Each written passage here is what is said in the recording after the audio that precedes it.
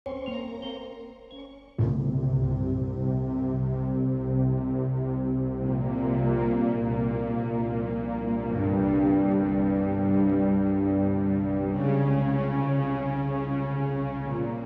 महारानी। महारानी, हमें विश्वास है कि आप हमारे लिए कोई शुभ समाचार लाई होंगी। ये कैसे संभव है कि महाराज ने हमारी महारानी की बात को टाल दिया हो? हे महारानी, बताइए महाराज ने क्या कहा? उन्हें हमारे ऊपर दया आई? बहनों, मुझे बहुत दुख है कि आपको सुनाने के लिए मेरे पास कोई भी सुखद समाचार नहीं है। मेरी झोली में आपको देने के लिए कुछ भी नहीं है। आप तो महारानी हैं। आप भी हमें न्याय नहीं दिला सकी। मुझे दुख है, मैं महारानी होकर भी आप ही की तरह विवश स्त्री हूं। आज मुझे ज्ञात हुआ कि स्त्री महारानी होकर भी केवल स्त्री होती है जिसकी याचना को ठुकराया जा सकता है। मुझे क्षमा कर देना, मैं आप लोगों के लिए कुछ नहीं कर सकी, कुछ भी नहीं।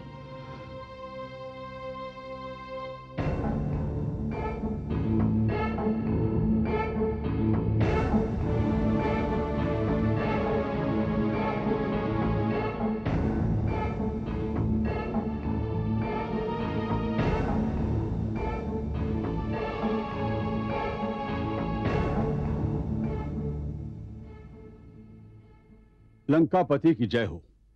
ये ऋषिगण हैं। इनका अपराध यह है कि इन्होंने यज्ञ तो किया किंतु यज्ञ का कर नहीं दिया। कर नहीं दिया? क्यों नहीं दिया? इन दुष्टों का कहना है कि ये ऋषि हैं, आचार्य हैं, विद्वान हैं, धन प्राप्ति का कोई साधन नहीं है इनके पास। क्या ये सत्य है? ये सर्वथा सत्य है लंकेश। हमारे पास स्वर्ण मुद्राएं नहीं हैं। हम कर देने के योग्य नहीं हैं। तो फिर बंद करो ये आडंबर, जिसे तुम यज्ञ कहकर पुकारते हो, बंद करो। परंतु ये तो हमारा धर्म है। मुझे तुम्हारे धर्म से नहीं, अपने कर से रुचि है। यदि तुम कर नहीं दे सकते तो तुम्हें दंड मिलेगा। आप राजा हैं, दंड देने का अधिकार है आपको। अधिक आज्ञा लंकेश।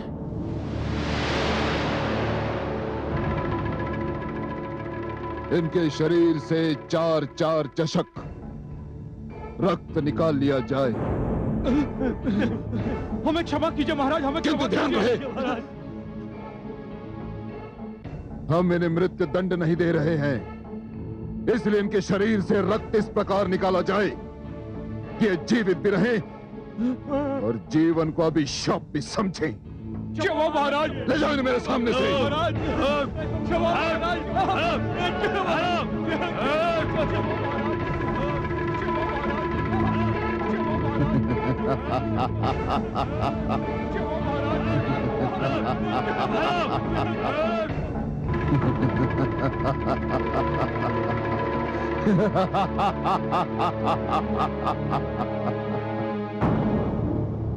मैं इन यज्ञ करने वाले ऋषियों को एक दिन में नहीं मारूंगा, इतनी सरलता से नहीं मारूंगा। मैं इन्हें इस प्रकार जीवित रहने दूंगा कि इन्हें जीवन से घृणा हो जाए।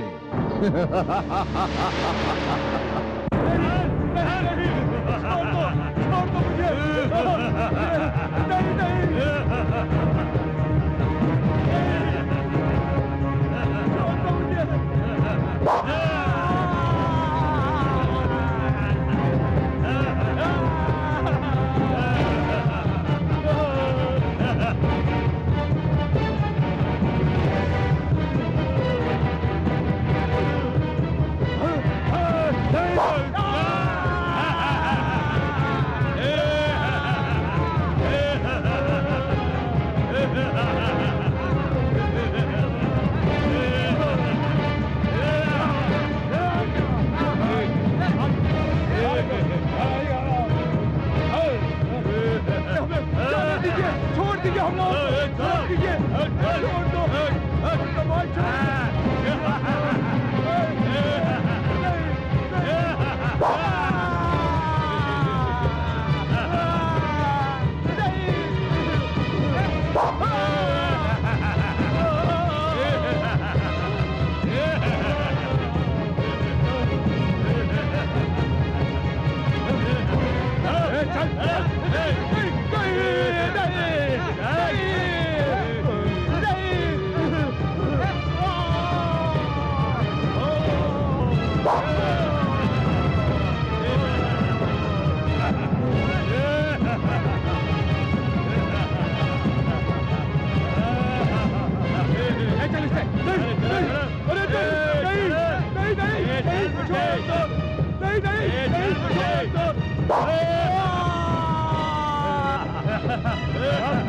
चलो इसको भी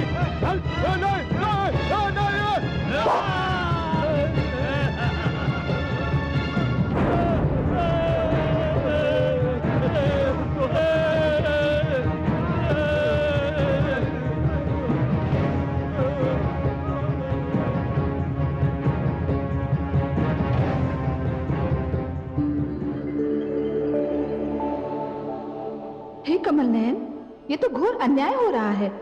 ये तो पशुता है। ये निर्ममता असहनीय है। जानता हूं महादेवी, जानता हूं, परंतु आप भी ये जान लीजिए महादेवी कि रावण के पतन की कहानी इसी रक्त से लिखी जाएगी। हे महादेवी, हर युग में ये होता रहा है और ऐसा ही होता रहेगा।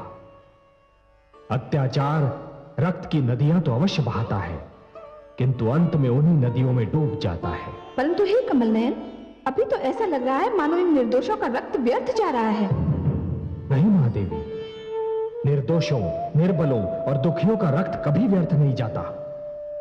महादेवी, जिस प्रकार अंधियारी रात्रि सूर्य की एक किरण का भी सामना नहीं कर पाती, उसी प्रकार अत्याचार क्रांति की पहली चिंगारी को भी सहन नहीं कर पाता। दुखियारी मंदोदरी कितनी भली नारी, कितना दुष्ट के चंगुल में फंस गई। महादेवी, कमल तो सदैव कीट में ही खिलता है ना, और मंदोदरी को इस क्रांति में एक बहुत महत्वपूर्ण भूमिका निभानी है। महादेवी, जिस क्रांति में नारी की भूमिका ना हो, वो क्रांति कभी सफल नहीं हो सकती। फिर वो क्रांति चाहे घर के भीतर हो या घर के बाहर।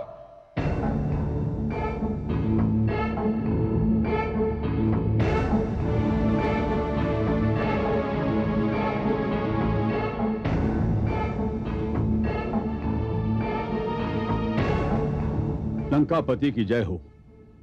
महाराज, मैं उपस्थित हूं। मेरे योग्य कोई आदेश? मैं ये जानना चाहता हूं कि ऋषियों पर लगाए गए यज्ञ कर से हमारे कोष में कितना धन एकत्र हुआ। आप मौन क्यों हैं महामंत्री जी? उत्तर क्यों नहीं देते? उत्तर क्यों नहीं देते आप? क्योंकि मुझे पूर्ण विश्वास है कि मेरे उत्तर से आप तनिक भी प्रसन्न नहीं होंगे। क्यों? सत्य तो यह है महाराज कि यज्ञ कर से राजकोष में एक फूटी कौड़ी भी नहीं आई है। क्या? ये कैसे संभव है? इतने कड़े दंड के भय ने भी ऋषियों को भयभीत नहीं किया? ये कैसे संभव है महामंत्री जी? भयभीत हुए हैं महाराज, हुए हैं भयभीत, किंतु निर्धन होने के कारण जिनके शरीर में शक्ति और रक्त है, वे रक्त दे रहे हैं, और इस प्रक्रिया में बहुत से ऋषियों के प्राण भी जा चुके हैं। जिनके पास देने के लिए कुछ भी नहीं है, वो हमारे राज्य से भागकर दूसरे क्षेत्रों में शरण ले रहे हैं महाराज। हमारे राज्य से दुष्ट ऋषियों का भागना अशुभ समाचार नहीं है महामंत्री जी, किंतु ये अशुभ समाचार अवश्य है कि हमारे राजकोष में कोई वृद्धि नहीं हुई। यह अशुभ समाचार है। मैंने उनके शरीर से रक्त निकालने की योजना इसी लक्ष्य को सामने रखकर बनाई थी। या तो वे कर देंगे या फिर यज्ञ करना बंद कर देंगे। लगता है हमारे दोनों ही लक्ष्य पूरे नहीं हुए, किंतु उनके रक्त का हम क्या करेंगे? किस काम का उनका रक्त? लंकेश की जय हो। राजवधिक आपसे मिलना चाहता है महाराज। भेजो उसे। जो आज्ञा।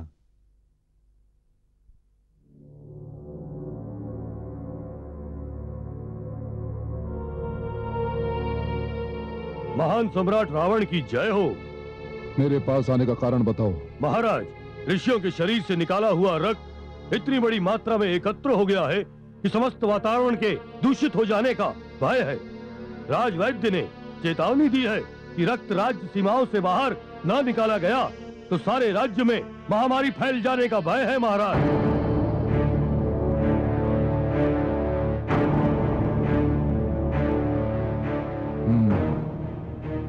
महामंत्री जी। जी महाराज। ऋषियों के रक्त को गागरों में भर लिया जाए और सेनापति को आदेश दीजिए कि वो सैनिकों से कहे इस रक्त को हमारी राज्य सीमा के बाहर फेंकाएं। जो आज्ञा महाराज। ठहरिए, और सेनापति से यह भी कहिएगा कि सारा कार्य रात्रि के अंधेरे में होना चाहिए, क्योंकि मैं नहीं चाहता कि किसी को पता चले कि यह कार्य कब हुआ और किसने किया। सब कुछ आपके आदेशानुसार होगा महाराज।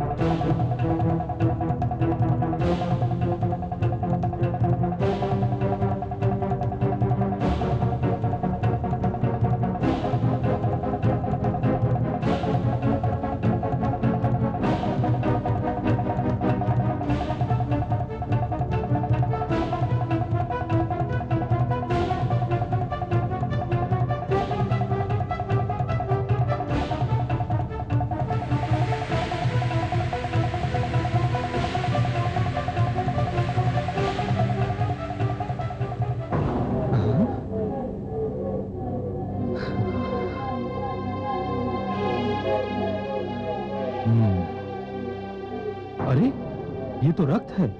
ये रक्त कहां से आया? आकाश से। आकाश से? चलिए गुरुदेव विश्वामित्र को इसकी सूचना दे, जाने ये क्या रहस्य है। चलिए चलिए चलिए चलिए।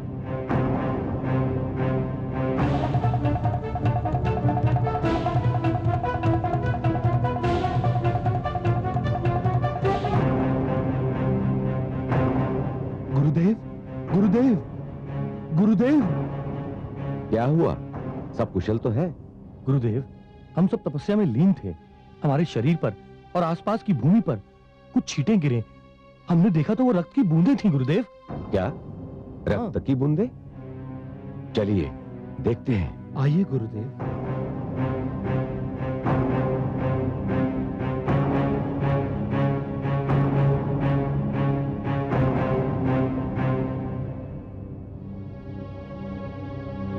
ये तो घोर आश्चर्य है। यदि आकाश से रक्त बरसेगा तो इस धरती का क्या होगा? अवश्य ही इस धरती पर कोई प्रकोप टूटने वाला है।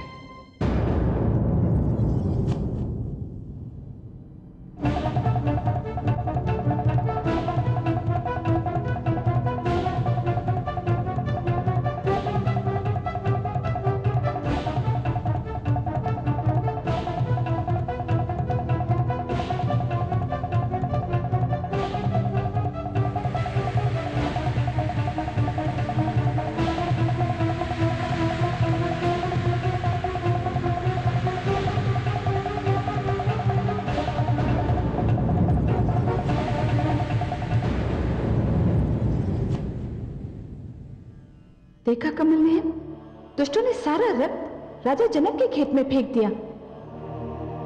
राजा जनक के राज्य में भयंकर अकाल पड़ने वाला है महादेवी। क्यों कमल नयन? महादेवी, मिथिला की उपजाऊ भूमि बंजर बन जाएगी, क्योंकि जिस भूमि पर निर्दोषों का रक्त छिड़का जाता है वो भूमि कुछ भी उपजाने योग्य नहीं रहती। किंतु हे कमलनयन, ये तो घोर अन्याय है। अपराध कोई करे, दंड कोई भुगते। निर्दोषों का ये लहू रावण के अपराधों का फल है, और दंड भोगेंगे तो क्या रे राजा जनक और उनके किसान, जिनकी भूमि बंजर हो जाएगी? महादेवी, विधाता के हर कार्य के पीछे कोई ना कोई उद्देश्य अवश्य होता है। यह तो असंभव है कि रावण को उसके अपराधों का दंड ना मिले, और राजा जनक के राज्य में अकाल का पड़ना यह भी किसी नई कथा का आरंभ सिद्ध होगा। कैसी कथा? अभी मैं इससे अधिक कुछ नहीं कह सकता महादेवी। हाँ, इतना अवश्य जानता हूं कि इस नई कथा की नायिका भी आप ही होंगी। मैं? कैसे? ये न पूछिए महादेवी। नहीं पूछूंगी। मैं जानती हूँ जिस कथा की नायिका मैं रहूंगी, उसके नायक तो आप ही होंगे, और जिस कथा के नायक आप होंगे, वो कथा मेरे लिए संसार की सुंदरतम कथा होगी। वास्तव में वो कथा बहुत सुंदर होगी महादेवी। उस कथा का एक छोर राजा जनक के राज्य में और दूसरा छोर राजा दशरथ के आंगन में होगा। परंतु हे कमलनयन, जिन दो राजाओं के नाम आपने लिए, वो दोनों तो संतानहीन हैं। महादेवी, उन दोनों की संतानहीनता ही तो इस कथा का रहस्य होगा।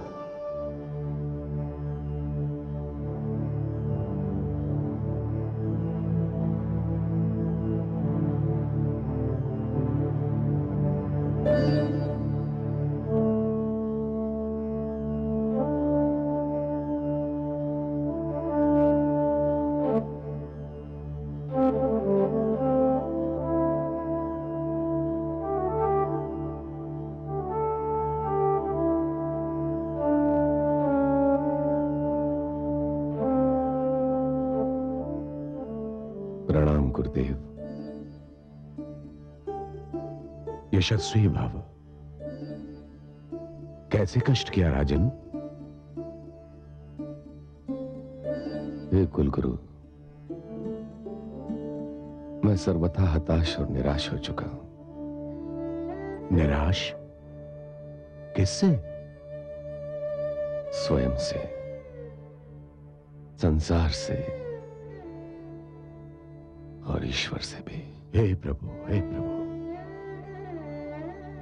ईश्वर से निराश? ये तो पाप है राजन। उसके भेद कोई नहीं जानता। कैसे निराश ना हो गुरुदेव? पहले कौशल्या, फिर सुमित्रा और अब कैकेयी। 3 पत्नियों के होते हुए भी मेरे घर का आंगन सूना पड़ा है। राजन, संतानोत्पत्ति पत्नियों की संख्या पर निर्भर नहीं करती। इसके एक नहीं, अनेक कारण होते हैं, और उनमें सबसे बड़ा कारण तो ईश्वर की इच्छा है। तो मैं ईश्वर को कैसे मनाऊं गुरुदेव? क्या प्रार्थना करूं?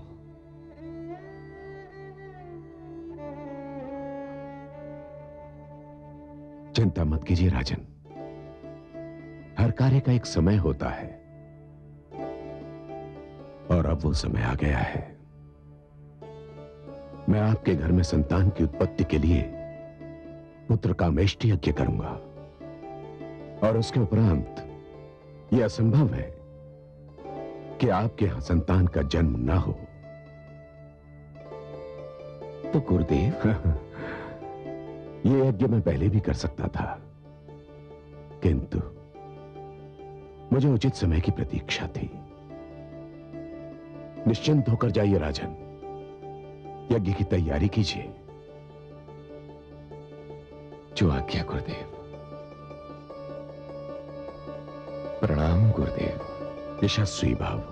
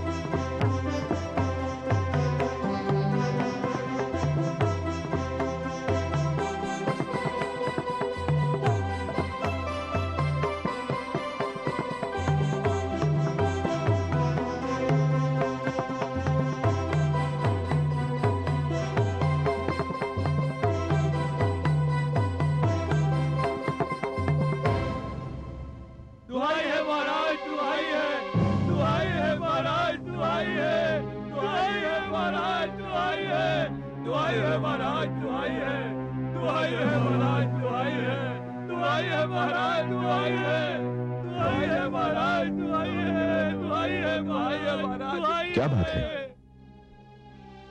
आप लोग इतने अधीर, इतने व्याकुल क्यों हैं? हे महाराज, हम लुट गए, हमारे हरे भरे खेत सूख गए हैं महाराज। महाराज, हमारी उपजाऊ धरती देखते ही देखते बंजर हो गई है महाराज।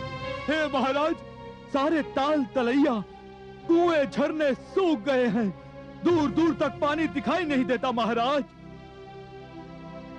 हमारे पशु पक्षी भूख प्यास से तड़प तड़प कर मर चुके हैं महाराज। हे महाराज, हमारे घर में अन्न का एक दाना भी नहीं है, हमारे बच्चे भूख से बिलक रहे हैं महाराज, भूख से बिलक रहे हैं। महामंत्री जी, आज्ञा महाराज। कोषाध्यक्ष को आदेश दिया जाए कि कोषागार का मुख खोल दिया जाए। यदि अकाल के कारण हमारे राज्य में मृत्यु की एक भी घटना हुई तो उसके लिए सभी कर्मचारियों को उत्तरदायी माना जाएगा। अकाल से पीड़ित प्रजा को जी खोलकर धन दिया जाए, भले ही इससे हमारा समस्त राजकोष रिक्त ही क्यों ना हो जाए। राजन,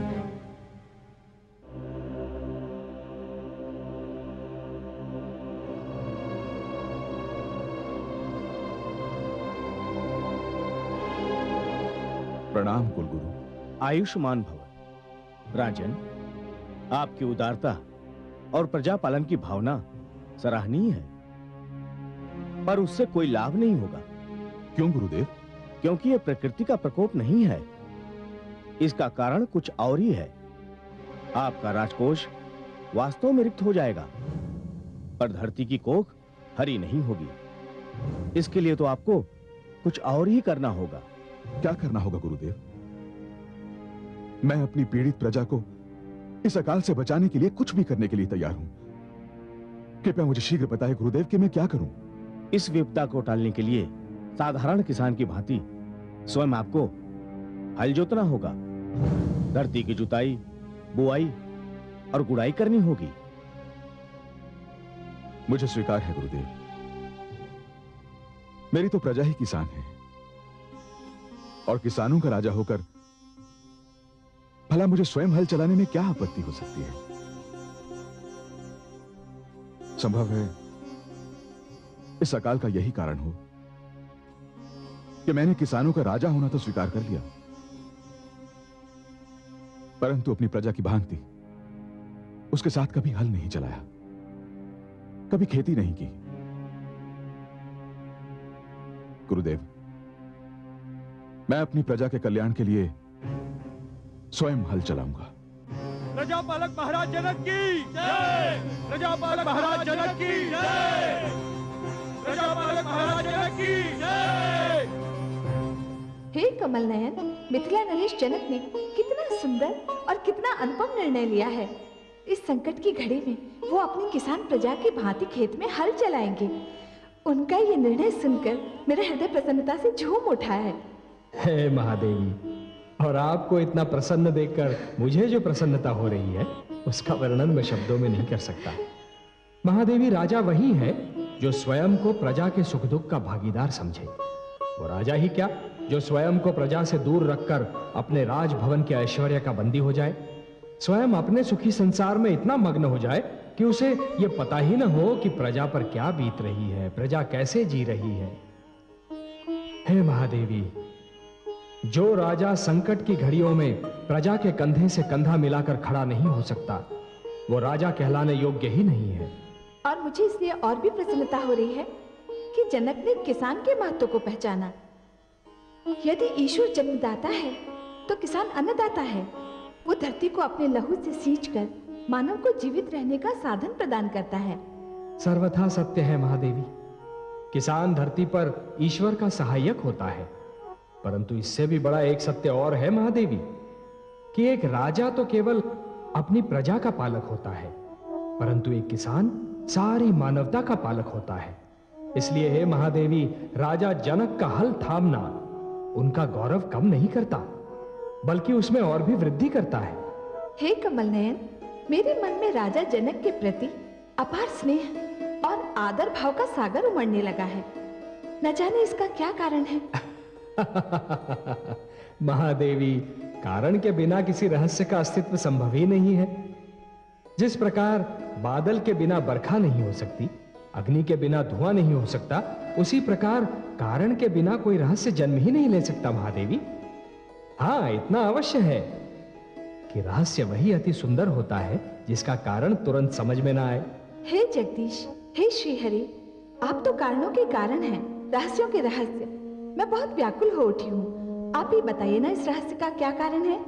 आप कथा प्रारंभ होने से पहले ही उसका अंत जानना चाहती हैं महादेवी।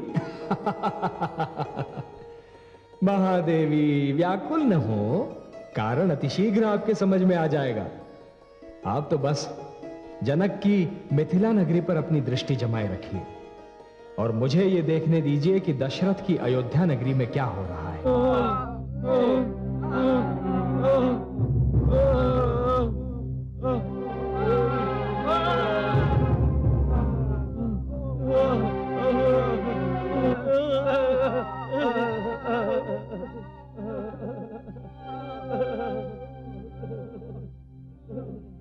शांत हो जाइए। क्या हुआ? हे ऋषिवर, दुष्ट रावण ने हमारा जीवन अजीर्ण कर दिया था। बहुत से ऋषि यज्ञ करने के कारण मारे गए। हम किसी प्रकार अपने प्राण बचाकर यहाँ आए हैं। कुछ उपाय कीजिए ऋषिवर। धीरज धरिए ऋषिगण, यहाँ आपको कोई भय नहीं। और कितने ऋषि हैं जो अब भी लंका में हैं? उनकी संख्या का कोई अनुमान नहीं, वे अनेक हैं। न जाने दुष्ट रावण उनमें से कितनों के प्राण लेगा। कोई उपाय कीजिए ऋषिवर, कोई उपाय कीजिए। उपाय? इसका उपाय केवल देवर्षि नारद ही कर सकते हैं। नारायण नारायण, मुझे स्मरण किया ऋषिवर। अरे, आप लोगों की दशा तो बिना कुछ कहे ही अत्याचार की पूरी परिभाषा बता रही है। लंकापति रावण ने इन्हें इस दशा को पहुंचाया है, और यदि सुध न ली गई तो जो ऋषिगण लंका में रह गए हैं, एक एक करके उनका भी अंत हो जाएगा। इसलिए हे देवर्षि, हमारी आपसे यह विनती है कि आप श्री विष्णु से आग्रह करें कि वे इन ऋषियों के संकट का निवारण करने और दुष्ट रावण का नाश करने के लिए इस धरती पर अवतरित हों। होना तो यही चाहिए ऋषि विश्वामित्र, किंतु लक्ष्मी नारायण को मनाने के लिए बड़ी घोर तपस्या करनी होगी, और यह कार्य मैं नहीं कर सकता। आप क्यों नहीं कर सकते देवर्षि? कारण यह है श्रीमान कि मुझसे एक भूल हो गई। मैंने दक्ष के 10 सहस्त्र पुत्रों को दीक्षा देकर सन्यासी बना दिया, जिसके फलस्वरूप दक्ष ने मुझे श्राप दिया कि मैं किसी भी एक स्थान पर कुछ ही क्षण टिक सकता हूं। अब मैं क्या करूं? यदि मैं तपस्या आरंभ करता हूं तो मुझे उस स्थान को कुछ ही क्षणों में छोड़ना पड़ेगा, और भगवान श्री विष्णु को धरती लोक पर लाने के लिए कुछ ही क्षणों की तपस्या तो सर्वथा अपर्याप्त है। इसका समाधान है देवर्षि, और इसका केवल एक ही समाधान है। यदि ये समस्त ऋषि अपने जीवन में की हुई तपस्या का तपोबल आपको दे दें, तो आप एक लंबी तपस्या की क्रिया से बच जाएंगे। हे ऋषिगण, क्या आप इस त्याग के लिए तैयार हैं? ये तो हमारा सौभाग्य होगा।